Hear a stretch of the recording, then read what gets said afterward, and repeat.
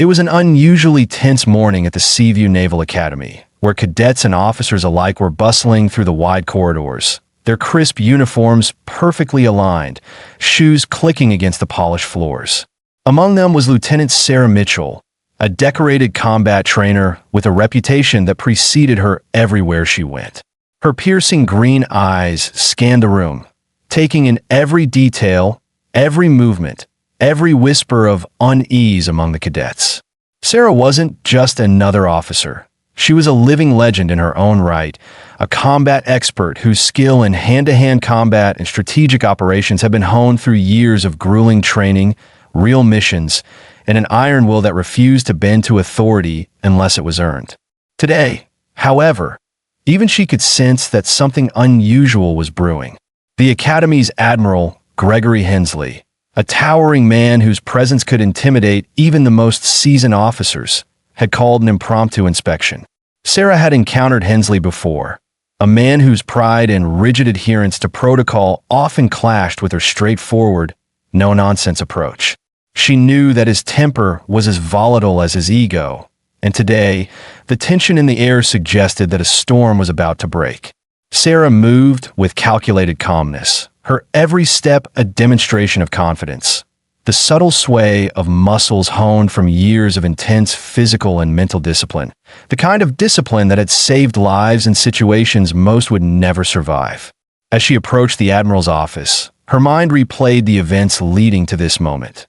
The subtle injustices she had witnessed in recent weeks, the disrespect shown to cadets who worked tirelessly to uphold the values of honor and integrity, and the mounting frustration of officers like herself, who believed that competence and courage should never be undermined by arrogance. The Admiral was known for his sharp tongue, his unyielding standards, and his penchant for public displays of authority. Today, it seemed, he was determined to test Sarah personally, to assert dominance over a woman whose reputation alone was enough to challenge his authority.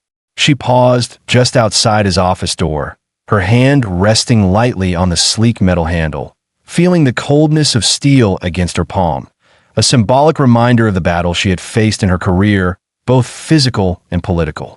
She inhaled deeply, centering herself, as the muffled voices inside hinted at a confrontation brewing.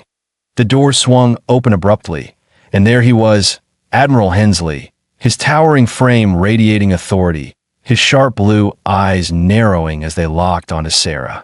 "Lieutenant Mitchell," he barked, his voice cutting through the hallway like a whip. "You have some nerve, thinking you can walk into my office without permission." Sarah's lips curled into a faint, controlled smirk.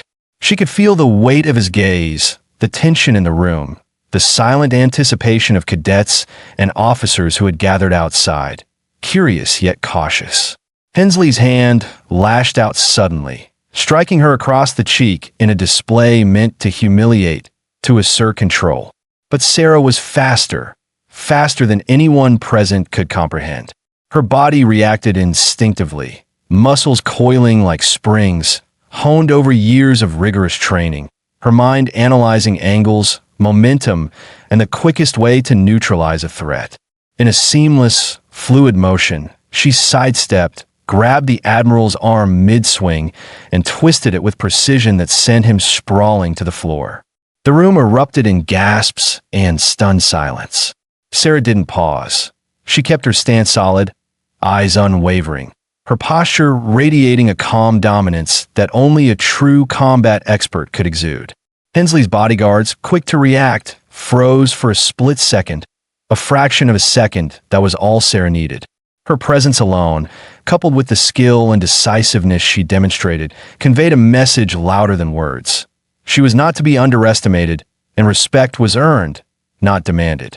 She spoke with authority, her voice carrying through the room. "This stops now. Disrespect has no place here, and neither does cowardice." Cadets and officers exchanged glances, some in awe, others in disbelief, as Sarah's words resonated with the truth of experience and integrity. And then, with the same poise she had walked in with, she stepped back, letting the gravity of her actions settle, the lesson undeniable. If you're enjoying this story and want to see more incredible tales of courage and justice, make sure to hit that subscribe button and join the Grow for Justice community. You won't want to miss what happens next. The aftermath of the confrontation was electric. Cadets whispered among themselves, their eyes wide with astonishment, some exchanging incredulous glances, others clearly inspired by Sarah's display of strength and confidence. The Admiral lay on the polished floor, momentarily stunned, his pride bruised far more than his body, while his aides scrambled to regain composure, unsure whether to intervene or simply observe the spectacle unfolding. Sarah remained in a defensive stance, her breathing steady, muscles tense yet controlled, a living embodiment of preparedness. She scanned the room, noting every potential threat, every move that might escalate the situation. Her mind worked faster than anyone present could comprehend, calculating leverage, escape routes, and the exact amount of force needed to subdue any sudden aggression.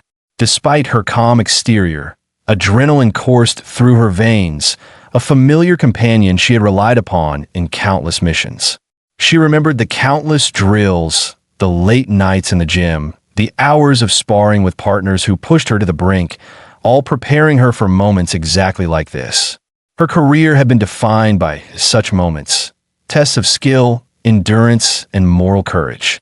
And now, here in the Admiral's office, surrounded by people who had underestimated her, she was not just defending herself, but making a statement about integrity, honor, and the courage to stand against injustice. Sarah's gaze settled briefly on Commander Jonathan Parker, a senior officer who had always been an ally, someone who understood the delicate balance of hierarchy and competence.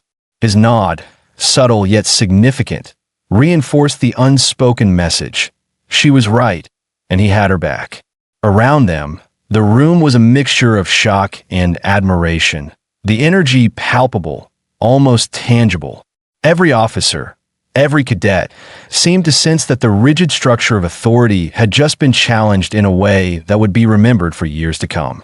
And yet, amidst the chaos, Sarah maintained an almost serene composure, the kind that only a true combat professional could project, a combination of confidence, discipline, and a deep understanding of human behavior. She knew that a moment of hesitation could turn the tide, that perception was just as important as action, and that every move she made would be dissected, remembered, and retold. Her training had prepared her for conflict, yes, but it had also instilled a sense of strategy, patience, and foresight.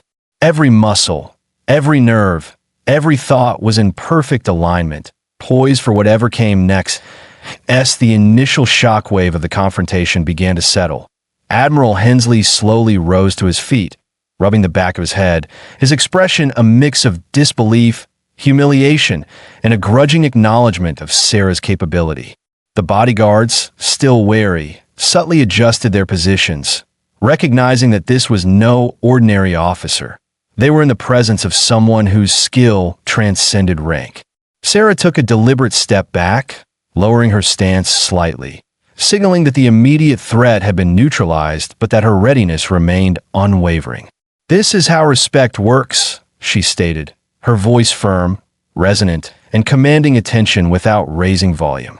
"It's earned through competence, integrity, and courage, not through intimidation or fear." The room was silent for a heartbeat longer than it should have been, as if everyone present was collectively absorbing the weight of her words.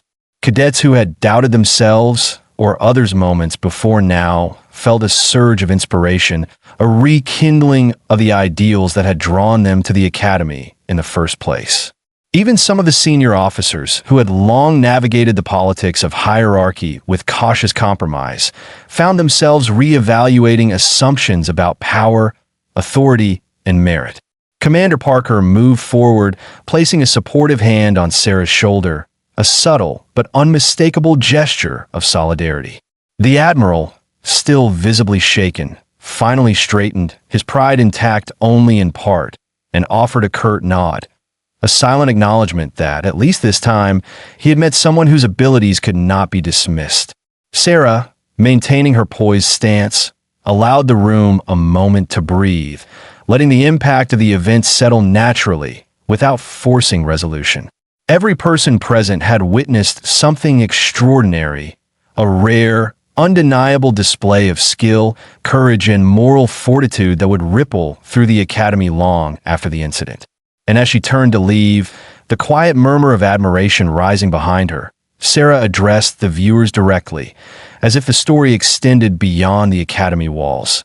If you want to see more true tales of courage, discipline, and justice, make sure to subscribe to Grow for Justice. Your support keeps these stories alive, and trust me, you won't want to miss what comes next. The echoes of her presence lingered in the polished halls, a lasting testament to what it meant to stand unflinchingly for what was right, to challenge authority with both skill and integrity, and to inspire a generation to recognize that true respect is never demanded. It is proven.